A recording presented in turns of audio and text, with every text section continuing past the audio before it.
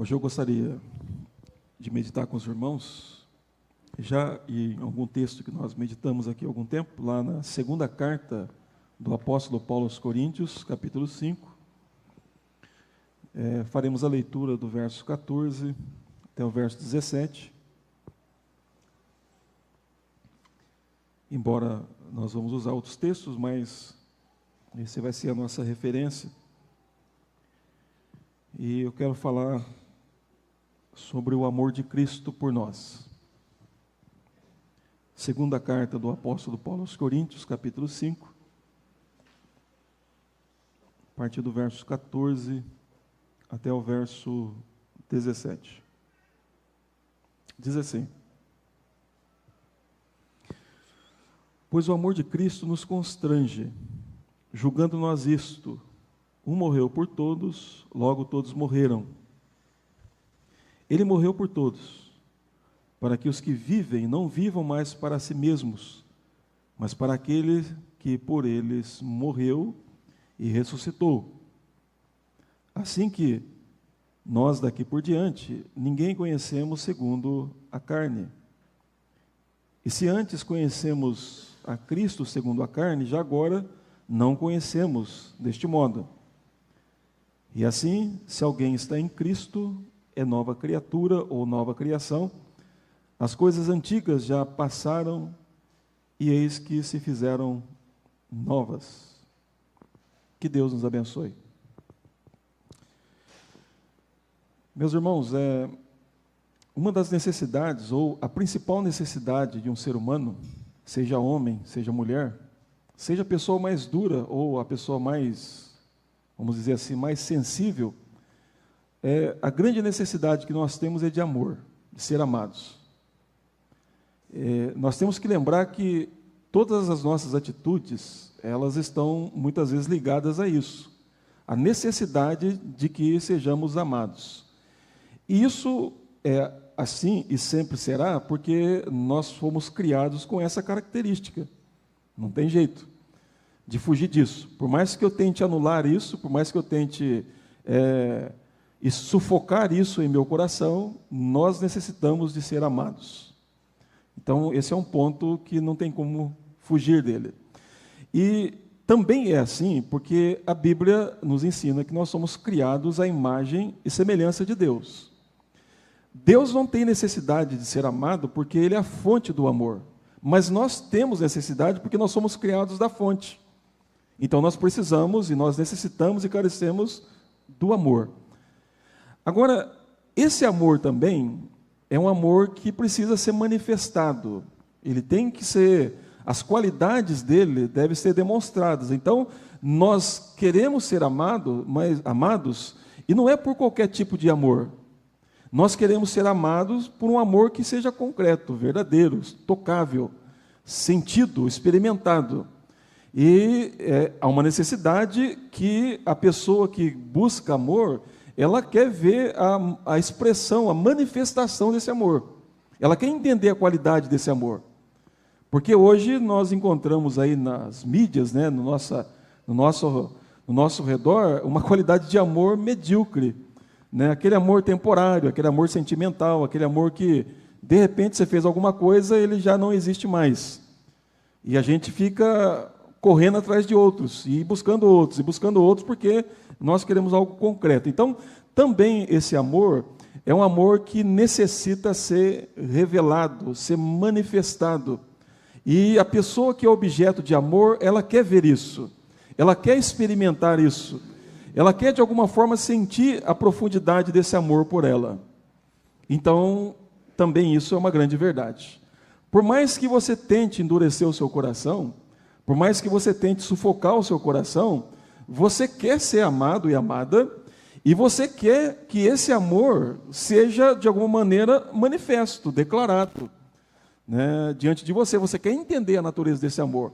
Essa é uma necessidade que nós temos.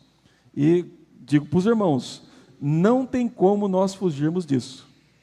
Por mais que a gente tente sufocar, por mais que a gente tente esconder isso, seja a pessoa mais sensível, a pessoa mais dura no seu coração, ela tem a necessidade de ser amada, ela quer ser amada, e ela quer ver e compreender a natureza desse amor.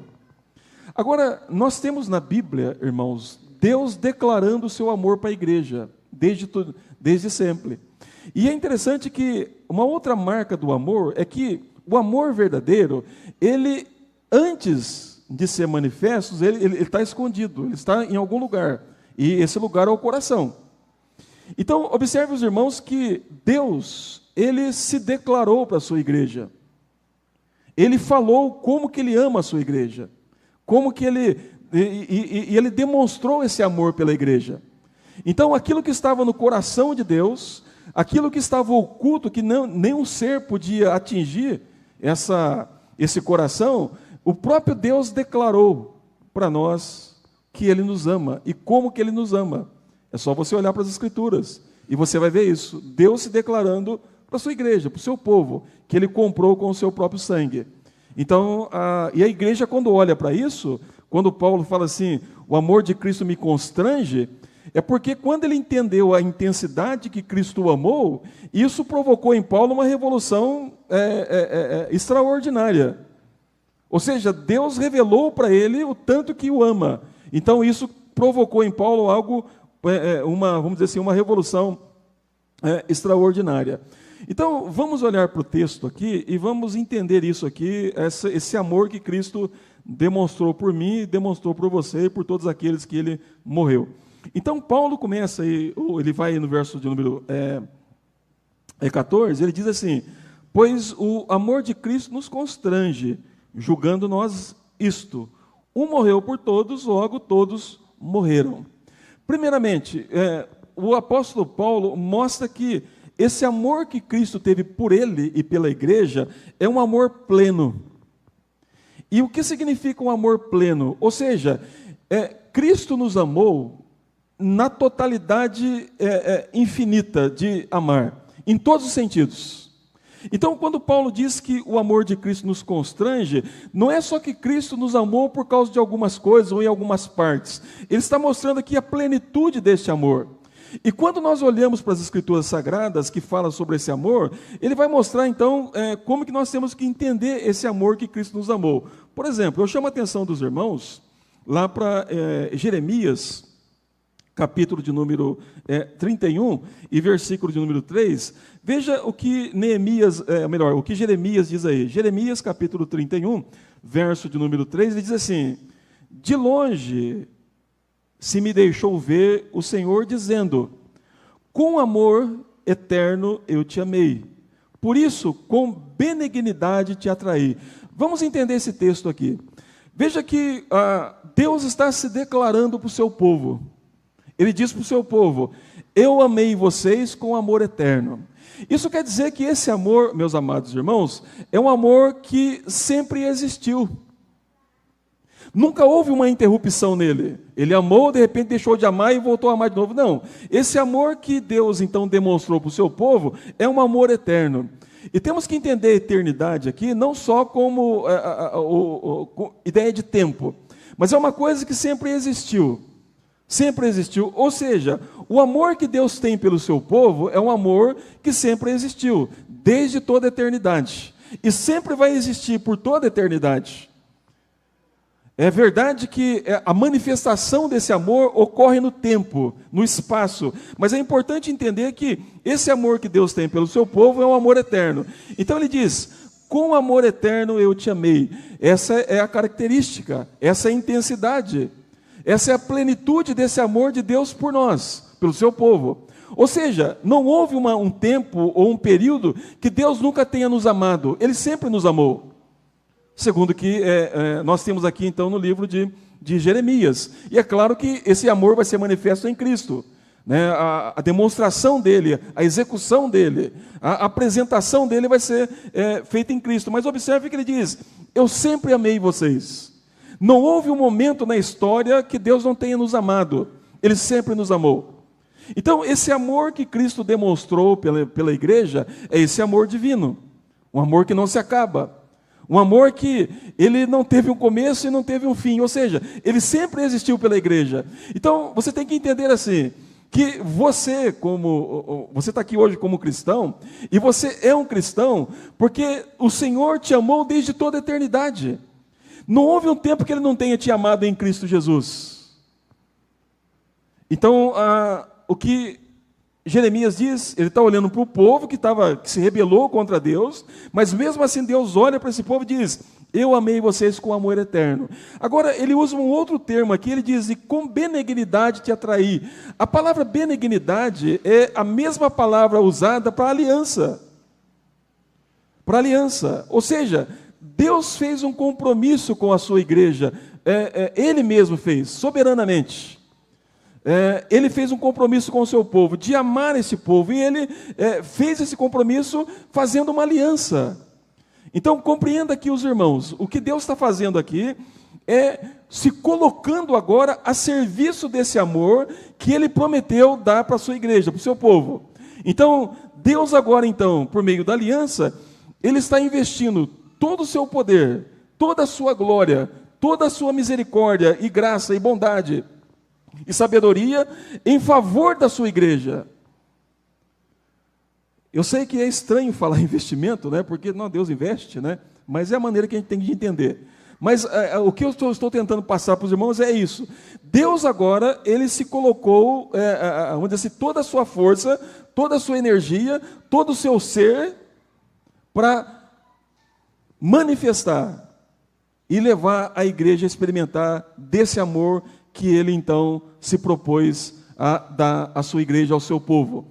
Então, quando Jeremias diz: com amor eterno eu te amei, e com benignidade eu te atraí, então veja que esse amor é um amor de aliança, de compromisso. Deus se comprometeu em nos amar. E Deus se comprometeu em colocar todo o seu poder e o seu ser para, de fato, satisfazer esse amor em nossos corações. Ele fez isso. Isso deveria espantar cada um de nós, porque nós não merecemos isso, mas Deus quis fazer isso. Então, quando Paulo está falando que o amor de Cristo constrangia, ele está olhando para essa natureza de amor, para essa grandeza de amor. Tanto é que na carta aos Efésios, e chama a atenção dos irmãos também para lá, para a carta aos Efésios, ele fala sobre isso, lá no capítulo 3. Ele vai dizer assim na carta aos Efésios, ele fala assim, a partir do verso de número 18, ele diz: a fim de poderdes compreender com todos os santos qual é a largura e o comprimento e a altura e a profundidade, e conhecer o amor de Cristo, que excede todo o entendimento. Por que excede todo o entendimento? Porque você não consegue explicar isso. Você experimenta, você sente esse amor, você está envolvido por esse amor, e você sabe que é amado, porque as Escrituras estão declarando isso, e você se alegra com isso, você se regozija com isso, isso te impulsiona, te encoraja, te anima, mas você não consegue entender plenamente isso, porque é um ato de Deus em nosso favor. E compreenda, os irmãos, que Deus não precisava fazer isso. Ele é Deus, Ele é todo suficiente. Ele não precisa de nada, não é constrangido, não é pressionado por nada, Ele é totalmente livre. Mas Ele quis fazer isso, Ele quis se amarrar a nós em Cristo Jesus. Então Paulo diz: excede todo o entendimento.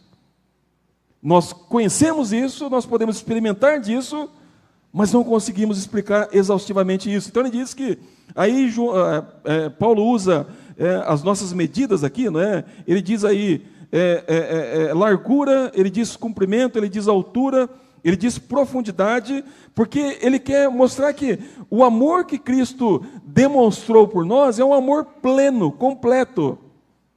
Não há falhas, não há, ele não deixou de nos amar em momento nenhum, em situação alguma. Então, Paulo diz: o amor de Cristo nos constrange. Deixa eu perguntar para você uma coisa: isso também não te constrange? E a palavra constranger ali não é de te envergonhar, ou de levar você a ficar, não, é o contrário. Ele diz: como assim? Eu não posso mais fazer coisas se não for como resposta desse amor. Desse amor. Ou seja, Paulo estava constrangido a reagir em favor desse amor. Por causa desse amor que ele recebeu de Deus sem ele merecer e sem nós merecemos. Amor, irmãos. E o ponto é isso, que nós fazemos algo para Deus, agora por amor a Deus. Nós respondemos ao amor dele, fazendo, atuando, pensando, agindo. Nós fazemos por amor. Então Paulo diz, o amor de Cristo nos constrange. Ele diz então que, ele vai nos ensinar aqui que esse amor é um amor pleno. Ou seja, é completo. Não falta nada, não há falhas, não há erros, não há uma... Ele não nos amou por uma condição em nós, não foi isso. É um amor incondicional. Partiu do próprio Deus em nosso favor. Então Paulo diz, o amor de Cristo nos constrange. E aí, então ele mostra que esse amor que Cristo demonstrou e demonstra por nós, é um amor sacrificial.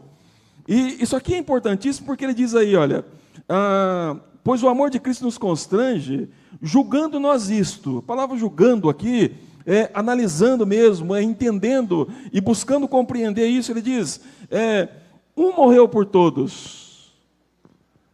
Ou seja, irmãos, como que ele demonstrou o amor? Ele diz, olha, o meu amor por vocês é eterno, eu sempre amei vocês.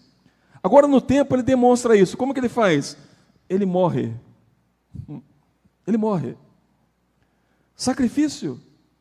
Quem ama se sacrifica. Quem ama abre mão. Quem ama se entrega.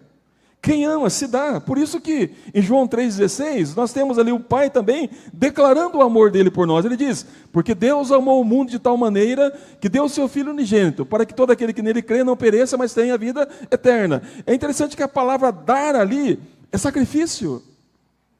Ou seja, o Pai sacrificou o Filho em nosso lugar, e o Filho se sacrifica em nosso lugar. Então observe que ele diz, ele morreu por todos. Ele morreu por todos. Um amor sacrificial. E Paulo está julgando isso, Paulo está analisando isso, Paulo está tentando entender isso, e na medida que Paulo entende, Paulo compreende, isso constrange Paulo cada vez mais ainda. Isso agita o coração de Paulo, isso transforma mais ainda o coração de Paulo. Então ele diz, um morreu por todos. Um morreu por todos. Então, meus irmãos, esse amor é um amor sacrificial. Cristo se deu em seu lugar, em seu favor. Ele morreu por você.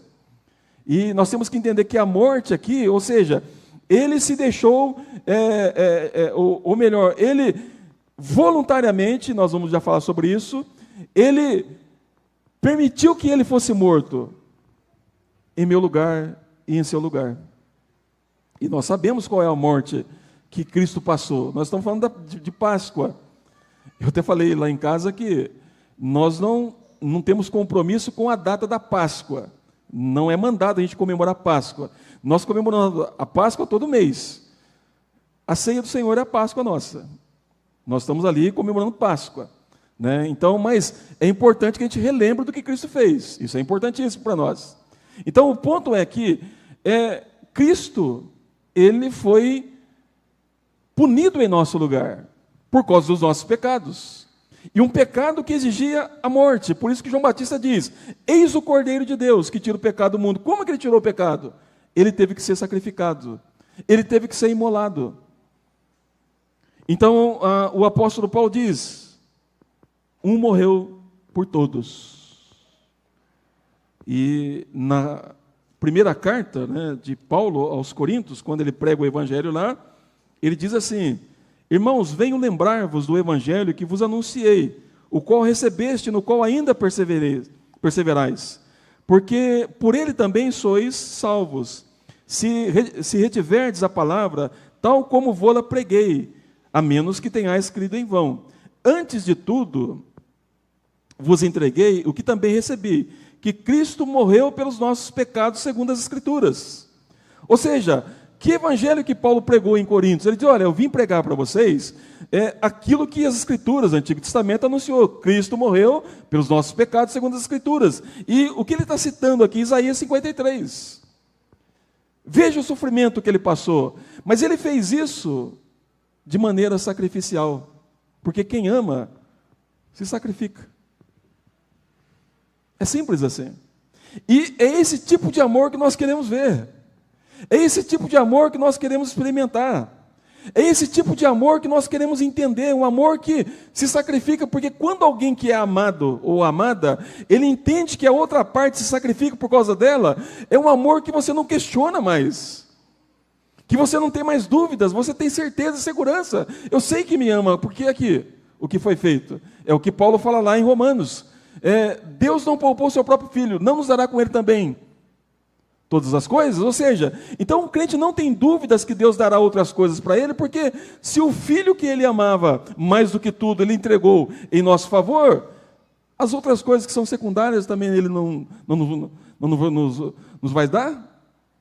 Então o amor de Cristo, segundo Paulo, é um amor sacrificial. Ou seja, Cristo se sacrificou por mim e por você. E esse sacrifício, irmãos, é o pior de todos, porque ele teve que sentir no seu corpo e na sua alma as agruras do inferno, a intensidade da ira de Deus sobre ele foi derramada. E repito aqui os irmãos, nós temos que ler o Salmo 23 com muita atenção, porque ele tomou todo o cálice da ira em nosso lugar, para que bondade e misericórdia viesse sobre nós, e para que nós pudéssemos habitar na casa do Senhor para todo sempre. Então ele se sacrificou em nosso lugar. Então Paulo diz, ele morreu por nós, ou ele morreu por todos. Sacrifício. Quem ama se sacrifica. Mas um outro ponto aqui que nós temos que entender, ele diz aí, ele fala, um morreu por todos, logo todos morreram. Ele diz aí no verso 15, ele morreu por todos. E essa expressão é importantíssima, a repetição dela, porque Paulo demonstra aí um ato voluntário de Cristo. Repito aos irmãos, nada constrangeu Cristo a se fazer homem e habitar entre nós e morrer em nosso lugar. Não pense assim, olha, ele olhou para mim da eternidade, ele viu que tinha um negócio bom em mim, alguma coisa boa, então ele se dispôs a vir para recuperar, para não perder tudo aquilo de bom que eu tinha. Não é nada disso. João, ele vai dizer que ele nos amou sendo nós ainda pecadores. Ou seja, Cristo, mesmo sendo quem nós éramos, voluntariamente, sem pressão, sem constrangimento, sem ser persuadido por ninguém e por nada, ele se entregou voluntariamente em nosso lugar. E é por isso que Paulo diz, ele morreu por todos. Agora, eu quero que os irmãos pensem aqui comigo, em todos aqui. Você tem aqui ladrões, um exemplo, você tem o ladrão da cruz. Você tem aqui prostitutas, você tem exemplo de Maria, né, no caso lá. Você tem aqui mentirosos, arrogantes, ricos e pobres, pessoas de toda qualidade. Então, quando diz que ele morreu por todos, não foi só por um grupo, por alguém, não. Ele morreu por pessoas que cometiam todos os tipos de pecado. Agora, alguém para fazer algo de bom em lugar de pessoas assim, só tem que ter um coração voluntário. Porque os irmãos sabem disso, nós julgamos coisas. E há momentos que nós temos disposição de fazer mais bem para algum tipo de pessoa do que para outras. Isso aqui eu não quero nem saber, isso aqui dá para ajudar porque é bonzinho. Mas Jesus não fez isso. Ele viu pecadores de todas as qualidades. Ladrões, cobradores de impostos, prostitutas, leprosos, mentirosos, feiticeiros, assassinos, e voluntariamente ele se entregou. E é interessante, né, que quem ama voluntariamente faz o bem, sem ser constrangido, sem ser persuadido, ele faz o bem. Ele gosta de fazer o bem para quem é o alvo do seu amor, apesar de quem é aquela pessoa que ele ama. Então, quem ama voluntariamente faz isso. Então, Cristo, ele voluntariamente se entregou por nós, por isso que ele diz aí, ele morreu por todos. Todos quem? Aí você tem que olhar para a história, né? Se somos crentes, é porque antes nós não éramos crentes. Alguma coisa errada a gente estava fazendo. E Cristo foi lá e nos resgatou, e nos atraiu por meio do seu amor, e nos aproximou dele. Então, Paulo nos ensina que esse amor de Cristo por nós, ele é pleno, ele é sacrificial, mas também ele é um amor voluntário. ele se deu em nosso lugar. Ele se entregou voluntariamente em nosso lugar. E, entenda os irmãos, nada o constrangeu a fazer isso. Nada o constrangeu a fazer isso. Mas ele o fez voluntariamente. Voluntariamente. Ainda, irmãos, nós encontramos algo importante aqui. Porque, além desse amor que constrangeu Paulo, observe aí que ele diz no verso 14, né? Pois o amor de Cristo nos constrange. E aí ele diz assim, julgando, né, nós, isto, um morreu por todos, logo todos morreram. Observe os termos que Paulo usa aí. O amor de Cristo nos constrange. Aí ele diz, logo todos morreram, aqueles que receberam esse amor, logo todos morreram. E aí ele fala aí no verso número 15, para que os que vivam, não vivam mais para si mesmos, mas para aquele que por eles morreu e ressuscitou. No versículo 16 ele diz, assim que nós daqui por diante, veja a expressão aí, no versículo de número 17 ele diz, assim se alguém está em Cristo, ou seja, esse amor que Cristo demonstrou pelo pecador, e o pecador que recebeu esse amor, é um amor que transformou, é um amor que transforma. Veja as decisões de Paulo. Eu estou movido, eu estou impulsionado por esse amor. Ele diz mais ainda, eu morri para mim mesmo, eu morri para a opinião dos outros, do mundo, e para a minha opinião, agora eu vivo para Deus. Então ele diz, e agora o meu viver aqui, ele diz, olha, então se Cristo morreu por mim, e agora devemos viver para Ele. E ele diz mais ainda, agora eu não vou ver mais o mundo de acordo com a carne, eu vou ver o mundo a partir de Cristo Jesus, no verso número 16. E não só isso, ele diz, e por causa desse amor de Cristo, eu sou uma nova criação.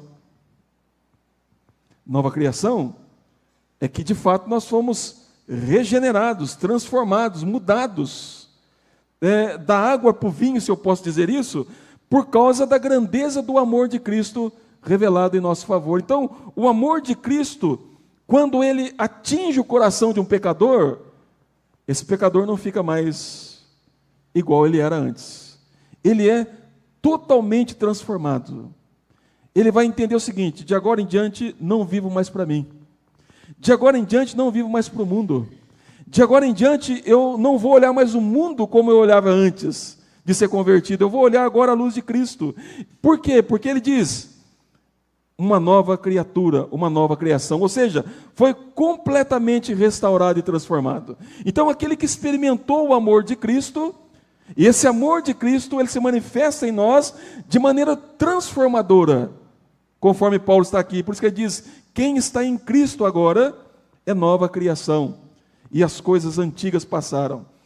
A palavra nova criatura aí, é a tradução que nós temos, mas a ideia é nova criação, e coisas antigas é a seguinte, ou seja, eu não estou mais em Adão, meu primeiro pai, agora eu estou em Cristo, e eu estou na atmosfera do amor de Cristo, ou seja, fomos tirados da condenação que Adão trouxe sobre nós, e fomos colocados agora na atmosfera do amor de Cristo Jesus, como novas criaturas, ou nova criação.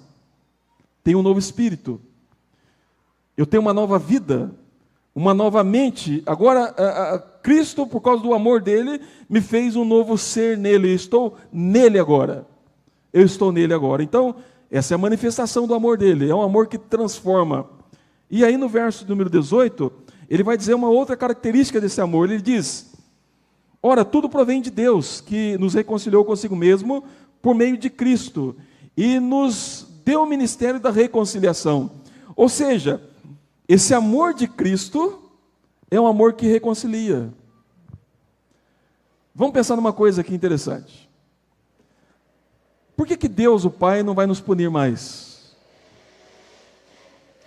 Por que nós, como crentes, não precisamos mais ter medo de inferno, de condenação? Nem de morte, nem de coisa alguma. Porque o amor de Cristo, revelado por nós, ele nos reconciliou com Deus. Mas observe, os irmãos, que Paulo diz que Deus estava em Cristo, manifestando aquele amor eterno que ele fala lá em Jeremias, e nos reconciliando com ele mesmo, por meio de Cristo. Ele ama o Filho, por isso ele ama todos aqueles que o Filho morreu por eles. E por causa desse amor, agora Deus se reconciliou conosco. Havia uma inimizade, havia ali uma guerra. E, repito para os irmãos, nós sabemos quem que perde a guerra, não é Deus.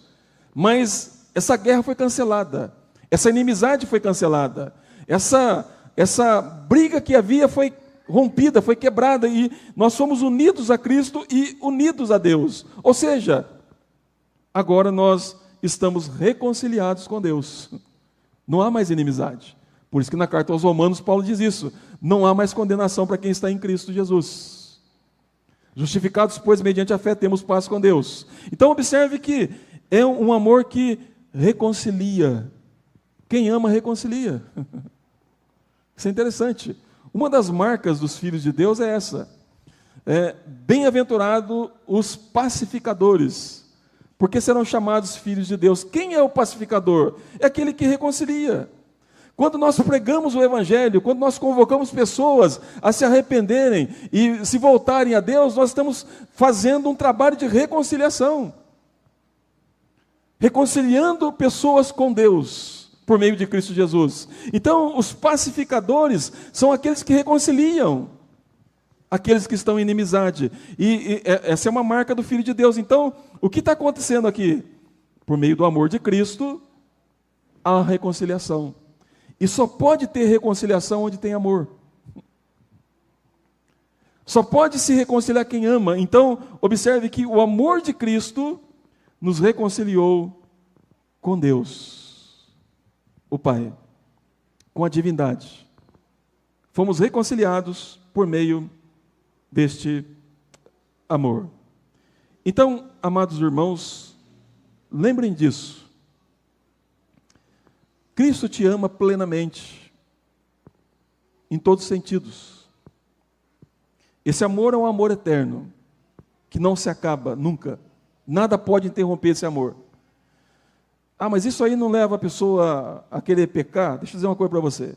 Quando você ama alguém, você não ofende essa pessoa que você ama. Quando você ama alguém, você não se comporta de uma maneira que você fere ou machuca a pessoa que você ama. Por isso que Paulo fala do amor lá em Coríntios, né? O amor é quem ama, sempre quer fazer algo que alegra aquela pessoa que é amada. Então, quem ama Cristo não vai amar o pecado. Não vai ter prazer no pecado, porque ele não quer ofender Cristo. Então, Cristo nos ama plenamente, e isso não nos dá motivo para pecar, porque nós sentimos o amor dele por nós, e nós não queremos ofender esse amor. Pelo contrário, nós queremos corresponder esse amor, vivendo agora para Cristo Jesus. Cristo te amou sacrificialmente, ele deu a vida em seu lugar. Lembre disso. A gente esquece dessas coisas. Lembre disso. Você é amado e amada plenamente por Cristo, e ele se entregou voluntariamente e sacrificialmente em seu lugar. E esse amor de Cristo, quando ele é experimentado, ele transforma a mente, transforma o coração e transforma as atitudes. E é por isso que Paulo cita aqui uma série delas. Não vou ver o mundo mais como a carne, mas em Cristo. Quem está em Cristo agora, eu sou uma nova criatura, uma nova criação. As coisas antigas passaram.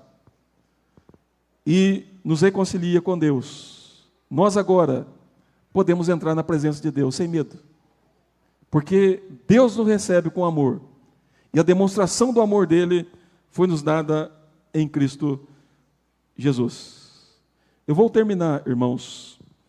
E as aplicações que eu vou fazer aqui vai ser em forma de perguntas.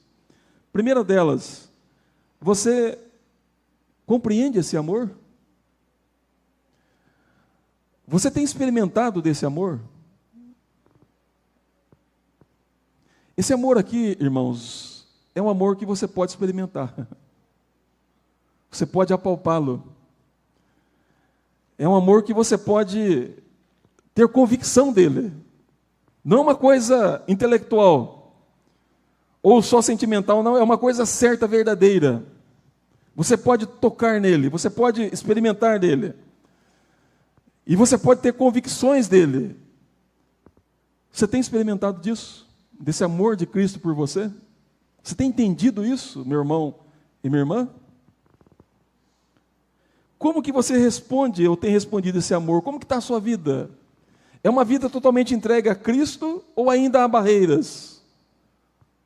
Ou ainda há alguma coisa que você ama mais do que Cristo? Veja bem, esse amor que, quando ele é correspondido, há uma entrega total e verdadeira. Porque é um amor que dá segurança, é um amor que dá certeza, é um amor que não se acaba. É um amor que é revelado para nós, que é um amor que sempre existiu. Então, aquele que recebe esse amor, se joga totalmente aos braços de Cristo. E diz, agora eu sou teu. Agora eu sou totalmente seu. Minha mente, meu coração, as minhas emoções, tudo meu ser é seu. Não vivo mais para mim, mas por ti. Pergunto para você, você tem vivido para Cristo? Você tem amado Cristo dessa maneira? Ou ainda existe alguma coisa?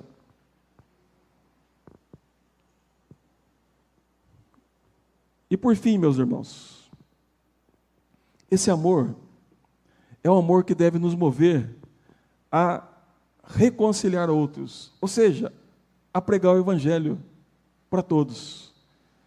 Repito o que eu falei aqui há algum tempo. O grito de guerra da igreja é o amor de Cristo Jesus. Evangelismo é a pregação, é a alegria da igreja sendo anunciado ao mundo. Cristo me amou, Cristo me salvou, Cristo me resgatou. Não é isso que o Salmo nos ensina, para encerrar aqui? O Salmo 67 diz isso. Ele vai dizer assim: seja Deus gracioso para conosco, que nos abençoe, e faça resplandecer o rosto sobre nós, para que se conheça na terra o teu caminho, e em todas as nações a tua salvação. Louvem-te os povos, ó Deus, louvem-te os povos todos, alegrem-se e exultem as gentes, pois julgas os povos com equidade e guias a terra e as nações. Louvem-te os povos, ó Deus, louvem-te os povos todos. A terra deu o seu fruto, e Deus, o nosso Deus, nos abençoa. Abençoe-nos, Deus, e todos os confins da terra te temerão. Ou seja, o que o salmista está cantando aqui? Ele diz que a alegria do povo de Deus é pregar o amor de Deus por eles. Isso é evangelismo, irmãos. Pessoas amadas, que amam ao seu Senhor, que amam a outros pecadores, anunciam a alegria que está no seu coração. O amor de Cristo Jesus. Você tem pregado o Evangelho? Você tem orado por conversões de almas? Quem ama faz isso. Quem ama faz isso. Ele ora, ele prega, ele quer testemunhar, ele quer falar, ele quer expressar a sua alegria. E a sua alegria é o amor de Cristo por ele. Abençoe-nos, Deus, e todos os confins da terra te temerão. Que Deus assim nos abençoe, meus irmãos, e que Deus nos ajude. Amém.